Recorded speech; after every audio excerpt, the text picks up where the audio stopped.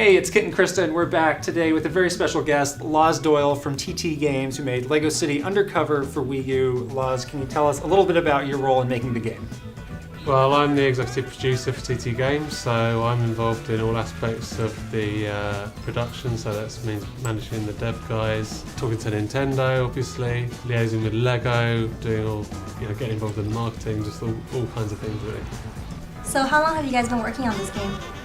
Well, we started it in 2010, so that was 3 years. Long time. It was a pretty long project. Yeah, it's our longest project so far we've made. So this is a proper open world game set in the LEGO universe. What was it like making that type of game?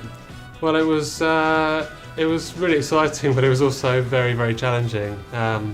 If you've got to make a city, where do you begin? It's just, usually a city is based around, geography.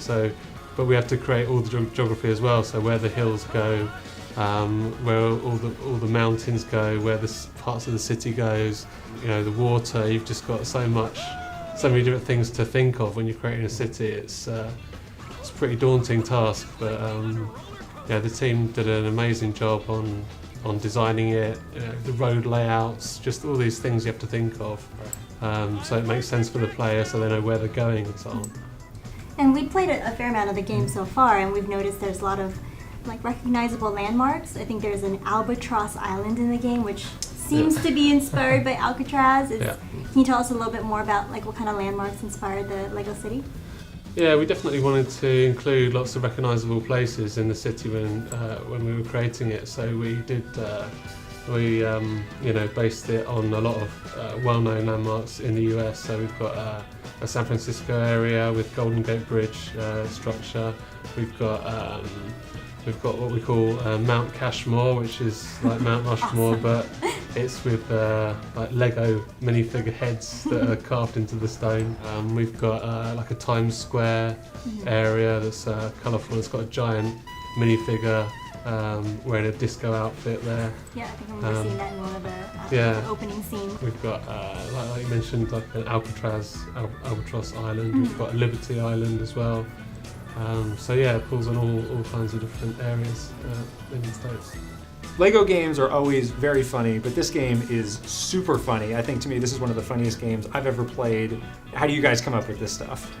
Well, we knew we wanted it to be funny from the beginning because all our games have been funny so far, and we know that kids and adults really like humour, and there are very few funny games around, so it's nice to be able to create that.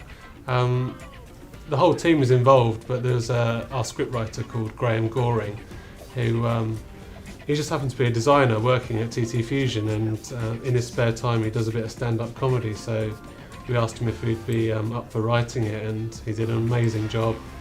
There's lots of really funny gags in there and funny characters that he really helped bring to life.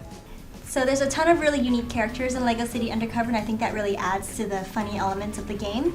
Do you have a favorite character? Yeah, I think it was really fun coming up with these new characters.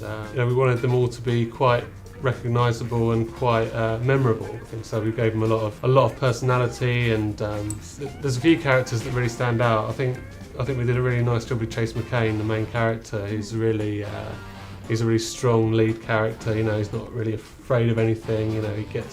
He gets stuck in and really gets the job done. There's Frank Honey, who's kind of a lovable idiot. He's my favorite one. Yeah, he's donuts everywhere. He's a lot of people's favourites one-liners on the team there. And the guy who voiced him put everything into that role and really amazing. Made a big difference. Around the office we started calling computers computers now. And the other one that I really like is Ellie. She's the police dispatcher, and she's the one who's always giving you video calls and sort of letting you know how you're getting on, what you're doing next and so on. And with someone that's in touch with you so often, it was important that she wasn't really annoying and sort of nagging. And she's a Southern belle, right? She is, yeah. She is, and she's quite sassy, and she's a great character. Yeah. So with any open world game, getting around is a big part of the action. Can you tell us a little bit about some of the vehicles that are in the game, and do you have a personal favorite? The vehicles are awesome, and the guys at TT Fusion did an amazing job in designing them. Yeah, half of them are actually from existing LEGO playsets, so you'll see things in there you recognise, like a fire engine, and a dump truck, and a cement mixer, and all the police cars and so on. But we actually designed 50% of the models as well, so we've got lots of really cool sports cars, muscle cars, and SUVs in there as well. We even have a wheelchair. We have we have a skateboard. We have a bicycle, mopeds. The varieties is amazing. I think if I had a favourite, it would be one of the police vehicles called a Vigilant, and it's a big 4x4. And the surprising thing about it is it's got like a nitrous boost as well. So for this really big chunky car, you can just go boosting through the city, smashing everyone out of the way, and it's really fun to use. There's like some jump ramps too that you can go off of, and it has like a cool like slow motion cinematic. The love camera that. comes out and then it does slow motion. And since this game is exclusively for Wii U, can you tell us a little bit about how the gamepad is integrated into the gameplay? Yeah, we really decided to take the gamepad into the game literally.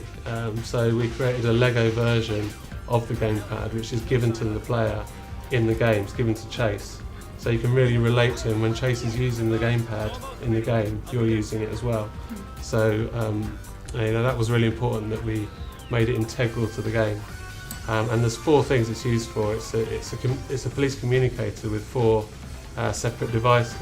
It's got a map, so you can use it to have a look around the city, set waypoints. It's got all the information that you've about the collectibles you've got, so all the character tokens you've collected, all the red bricks and everything. You can see how many you've collected on the gamepad.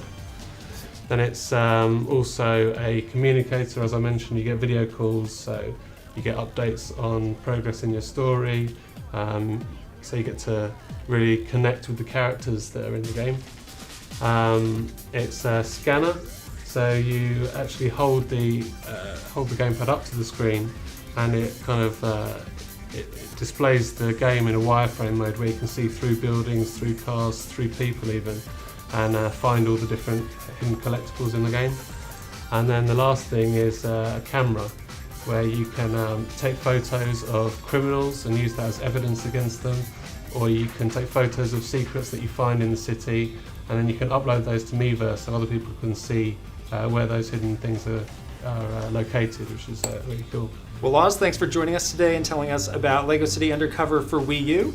Everybody, thanks for watching, and let us know what you think in the comments, and we'll see you next time.